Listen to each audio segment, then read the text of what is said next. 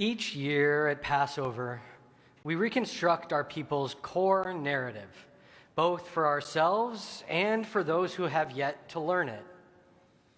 In the ancient rabbinic guidance surrounding the Seder, 3 pieces of our story must come in distinct order.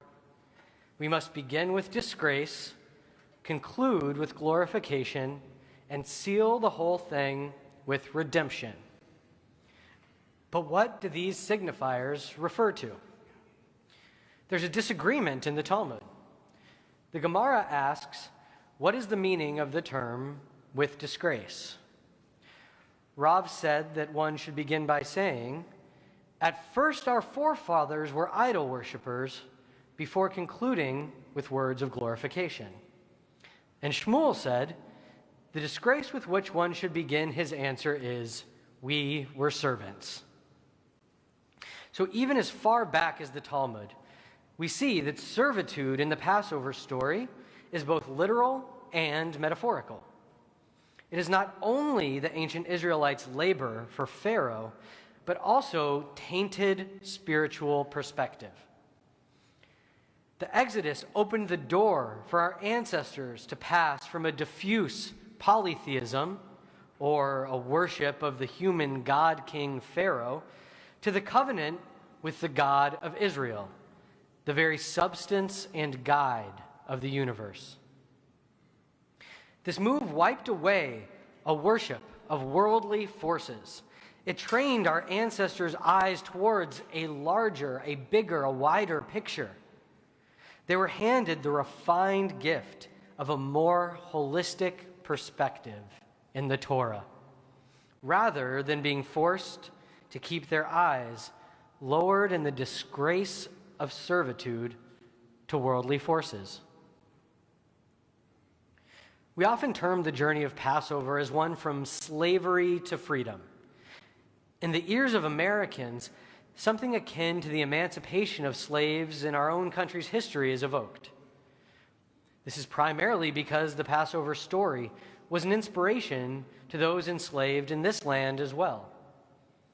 I would suggest that that narrative of freedom from slavery is an excellent lens for those whose ancestors experienced it here, those who are still struggling to be free of the legacy of that horrible institution our country was built upon.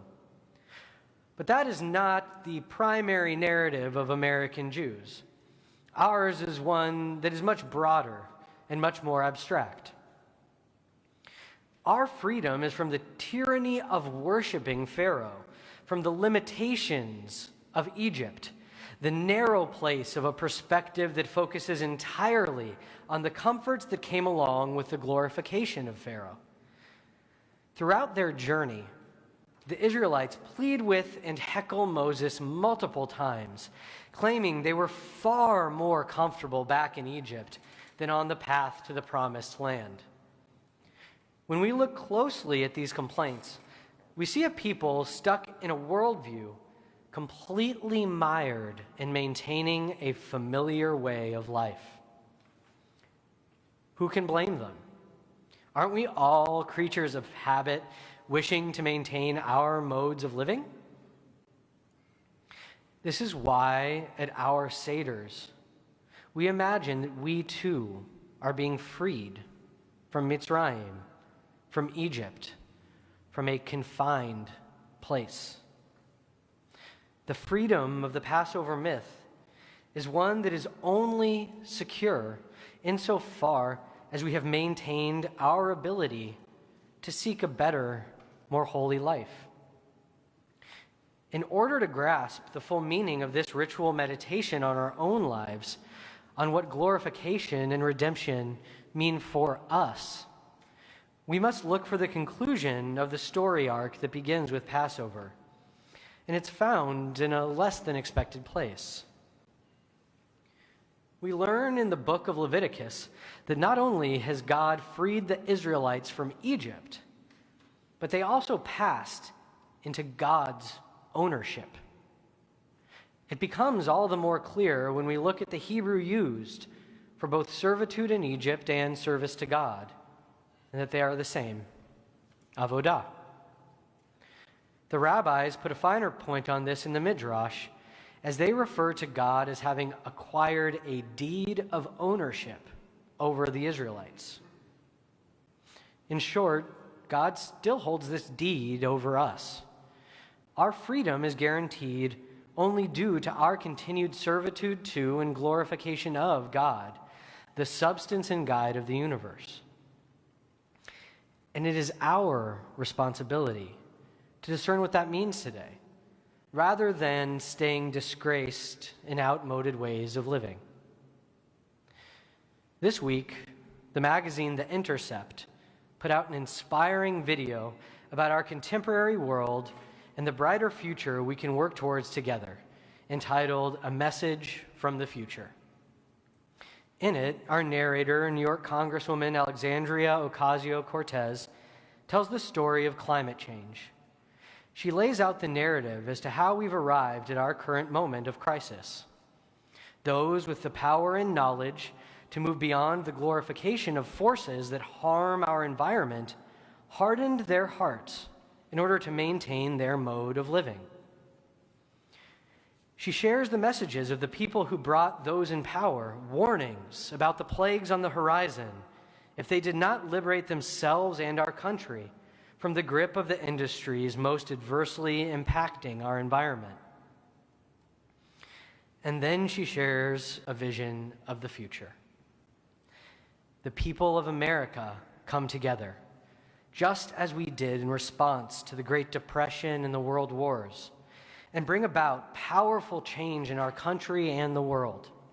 We create new modes for prosperity that are in line with our values of democratic egalitarianism, based in a shared mission of environmental sustainability.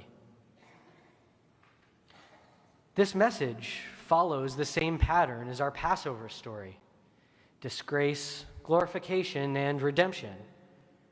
We today are still in the moment of disgrace as our world leadership fails to adequately address the current situation. Those voices and people pushing to pave the way to a brighter future of freedom for all people mirror the Israelites' perspectival shift to properly serve and glorify the substance and guide of the universe. And as this gorgeous depiction of a possible future goes on, there is redemption for us. Redemption through a new approach to our relationship to each other and the world. One of stewardship, compassion, and providing a proper balance for ourselves and our environments. This year, let us shift our perspective on what the Passover story is about. Our tradition tells us that Passover is not simply about the redemption from Pharaoh, but about our ownership being transferred to God, the substance and guide of the universe. Therefore, it is on us to be stewards of this planet and of each other, to bring ourselves out of disgrace through glorification. This vision of a challenging yet inspiring direction for our country and our planet unfolds before us as an opportunity to renew our covenant with God made so long ago and to find new redemption today. Rather than toiling in the same narrow places that have led us to a country and world so divided, a country and world hurtling towards new environmental disasters, we can once again, like our ancestors, remove the blinders of servitude in order to establish a covenant of hope and peace for the generations to come. We can once again sing the song of our ancestors, that we were once servants to the hard-hearted, but now celebrate the freedom to serve each other and our planet in peace and harmony. Chag Sameach.